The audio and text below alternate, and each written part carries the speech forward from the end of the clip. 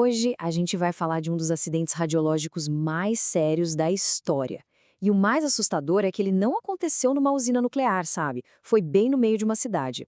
Essa é a história de como uma luz azul, brilhante e linda, na verdade, escondia um perigo mortal em Goiânia, lá em 1987.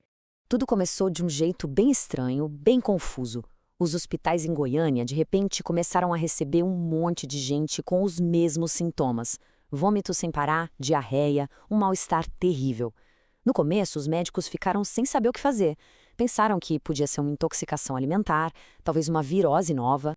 Só que a verdade era uma coisa muito mais improvável e bem mais assustadora. A origem da doença não era nada biológico, era um pó. Um pó que brilhava no escuro com uma luz azul que hipnotizava. Ele foi passado de mão em mão como se fosse uma coisa mágica. A pergunta é: como uma coisa tão bonita pôde causar tanta destruição? Bom, a resposta para essa pergunta tem um nome: Césio-137. É um isótopo radioativo. Vamos entender direitinho de onde veio esse material e como, durante 2 semanas que foram cruciais, ele se espalhou pela cidade em silêncio, levado pela curiosidade das pessoas, que não faziam a menor ideia do perigo. A tragédia foi se construindo numa sequência de eventos que parece até mentira. Dia 13 de setembro, uma peça de equipamento médico é pega de uma clínica que estava abandonada. 5 dias depois, a cápsula que protegia o material foi arrombada, revelando o tal pó brilhante. Por mais de uma semana, as pessoas tocaram, dividiram, teve gente que até passou no corpo. Só no dia 29 é que finalmente descobriram do que se tratava. E o culpado era esse aqui, o cloreto de Césio-137. Ele é um subproduto de reatores nucleares e se apresentava como um pó branco, granulado, muito parecido com sal de cozinha mesmo. Uma aparência super inofensiva que escondia um perigo invisível e que dura muito tempo. E quando a gente olha os detalhes, a dimensão do perigo fica ainda mais clara. A atividade radioativa era de 50,9 terabequerels. É uma quantidade de energia gigantesca. A meia-vida dele é de mais de 30 anos, ou seja, o perigo continua por gerações. Mas a característica mais traiçoeira, sem dúvida, foi o brilho azul. Foi isso que atraiu as pessoas, em vez de afastar.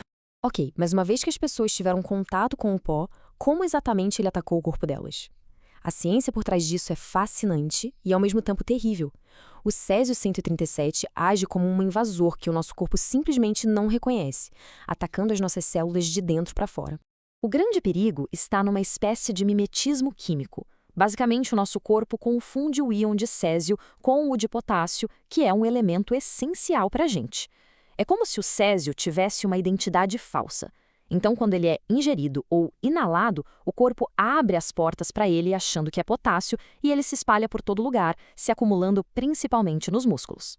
E, uma vez dentro das células, o Césio-137 vira uma fonte de radiação interna, que não para. O principal estrago vem da radiólise da água. A radiação quebra as moléculas de água, e isso cria radicais livres que são super reativos. Eles saem por aí como se fossem mísseis microscópicos, atacando e quebrando o nosso DNA. Isso pode matar a célula na hora, ou pode causar uma mutação que vai virar um câncer anos depois. Essa destruição em massa de células leva a uma doença chamada Síndrome Aguda da Radiação, a SAR. A radiação tem um alvo preferencial, as células que se dividem muito rápido. É por isso que os primeiros e piores estragos acontecem na medula óssea, que produz o nosso sangue, e no revestimento do nosso sistema digestivo. A gravidade da situação fica muito clara quando a gente olha para a dose de radiação. A chance de sobreviver está ligada diretamente à quantidade de radiação que a pessoa recebeu, medida em uma unidade chamada Gray. Várias vítimas em Goiânia receberam doses entre 4 e 6 Grays. Isso já as colocou numa situação de vida ou morte, com a mortalidade podendo chegar a 100% se não tivesse tratamento intensivo. Assim que a fonte radioativa foi descoberta, começou uma resposta de emergência que nunca tinha sido vista antes. O desafio era duplo. Primeiro, tratar centenas de pessoas contaminadas e, segundo, conter um inimigo invisível que já estava espalhado pela cidade.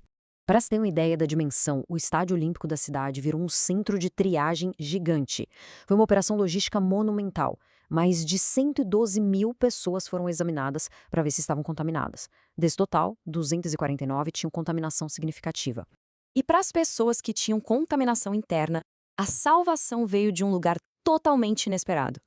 Não foi um remédio super moderno, e sim um pigmento antigo, do século XIX, conhecido como azul da Prússia. E a eficácia desse pigmento foi impressionante. Ele age no intestino, onde a estrutura dele consegue capturar os íons de césio, impedindo que eles sejam reabsorvidos pelo corpo. Isso fez com que o corpo eliminasse o césio muito, mas muito mais rápido. A meia-vida biológica, que seria de uns 90 dias, caiu para menos de 30. Basicamente, ele quebrou o ciclo de recontaminação dentro do corpo das pessoas. Mas, claro, não foi só o azul da Prússia. Os médicos usaram um arsenal de terapias. O mais notável foi o uso de um medicamento chamado GM-CSF, que estimulava a medula óssea, que estava toda danificada, a produzir novas células de sangue. Era um tratamento de ponta para a época e que com certeza ajudou a salvar vidas. A emergência médica em si foi controlada, mas o acidente deixou uma marca muito profunda e duradoura. Na cidade, nas pessoas e, principalmente, nas políticas de segurança radiológica do mundo inteiro. 4 pessoas, infelizmente, não sobreviveram à fase aguda da doença.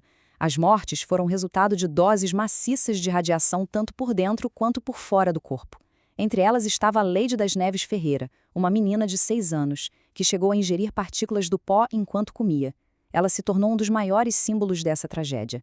O que deixa essa história ainda mais chocante é a quantidade de material que causou tudo isso.